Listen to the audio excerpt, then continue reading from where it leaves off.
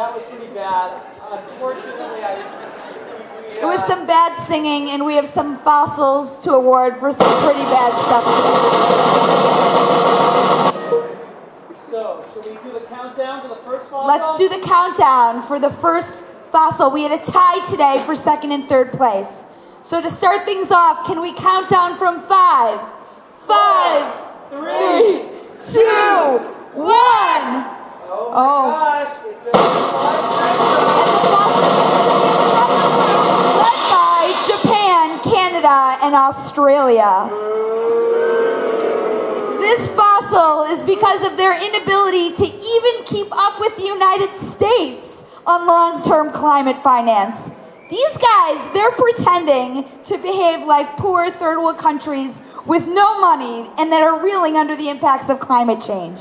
Both Canada and Australia have been trying to hide behind the low ambitions of the United States, and they have tried their best to not be constructive here at COP15. While Santa's stack could be overflowing with the gifts of responsibility this Yuletide, Japan has so far just repackaged the gifts from last year. None of us like that, do we? Much of its short-term finance announcement will come from pledges it's made a while back, with very little clarity if there's going to be anything additional. If the U.S. could take a step forward, then Japan, Canada, and Australia have no one else to hide behind. And we're hearing at this last moment, there might be some hope for Japan. There might be. Could be. We'll see. We'll see. Okay. Yes. So, accepting is Stephen Gilboa on behalf of the Umbrella Group. Thank you very much. Thank you very much. We must be indeed very bad for deserving the fossil after such a poor interpretation of our lovely Fossil of the Day songs. So I feel very, very proud to be here. I should point out that we have been talking about long-term financing basically since 1992 in Rio, and we still haven't been able to get our act together. What more to say about that? As a Canadian, I am particularly proud of this fossil because it places Canada in a pretty serious lead to receive the colossal fossil. Thank you very much.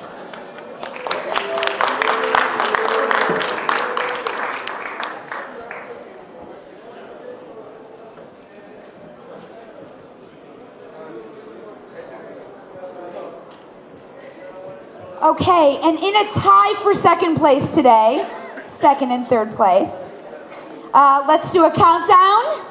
5, 4, 3, 2, 1.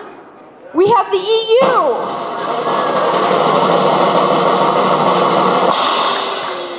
The EU gets the fossil today for failing to bring anything new to Copenhagen on their 2020 emissions reduction targets and on long-term finance.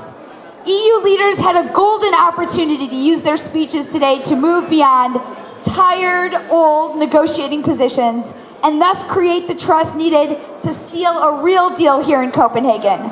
By ducking this opportunity, they risk sharing the blame for failure and throwing away Europe's hard-earned reputation as a climate leader. Europe says that it wants a real deal at Copenhagen that puts the world on a pathway to limit temperature rise below 2 degrees Celsius. But all it's brought to the table is a 20% target first announced 2 years ago and a long wish list of loopholes. Boo. On finance, Europe has put some fast start money on the table, but has delivered no news on the important issue of post-2012 finance. Now, even the United States has shifted its ground on finance. It's time for the EU to agree to a more ambitious offer on public finance that is genuinely new and additional to existing old commitments. And accepting on behalf of the EU is Sam van de Plas.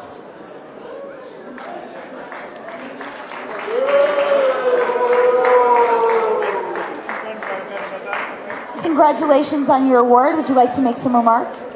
Thank you very much. We're very proud to be here. In the European Union, we like to be followers and not leaders.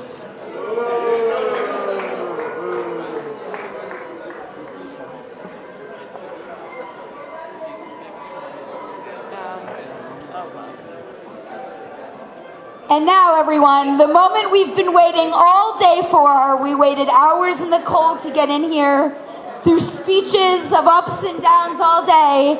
It's time for the Fossil of the Day Award. Woo! We have a drum roll. 5, 4, 3, 2, 1. And it goes to Australia.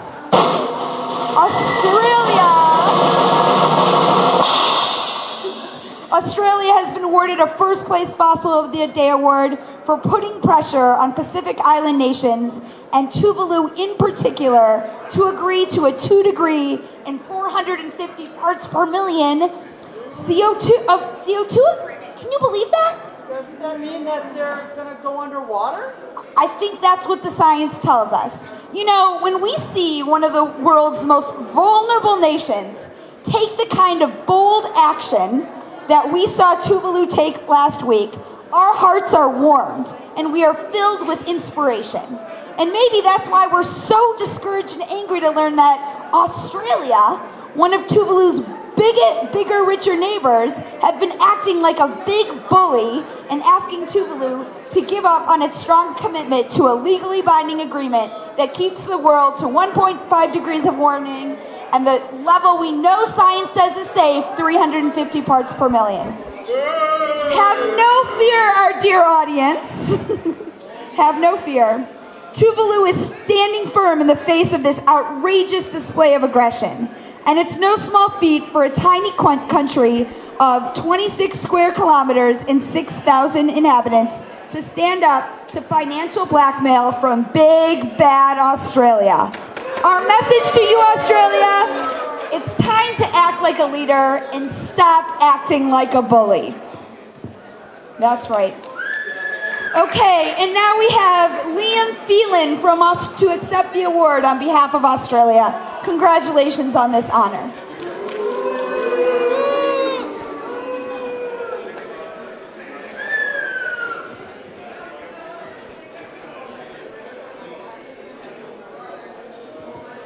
Thanks very much, ladies and gentlemen. I couldn't be more proud. This is a great, great honour. So congratulations to us. Take a look at it. Boo!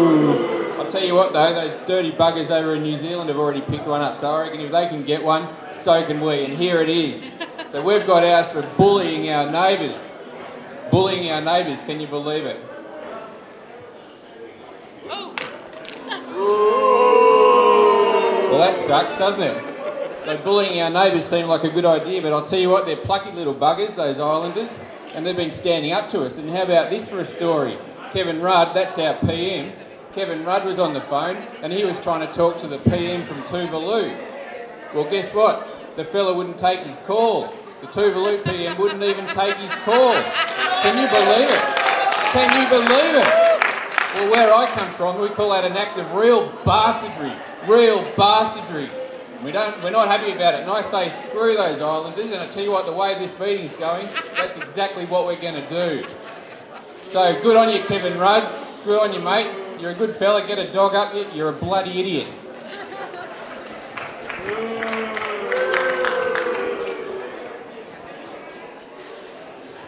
Okay, that's it, folks. So let's wrap up today by singing once again with your brilliant singers up here, the Fossil of the Day song. I think this is the very last chance we will have to sing the Fossil of the Day song here in Copenhagen. So let's give it our all, yeah? Here we go.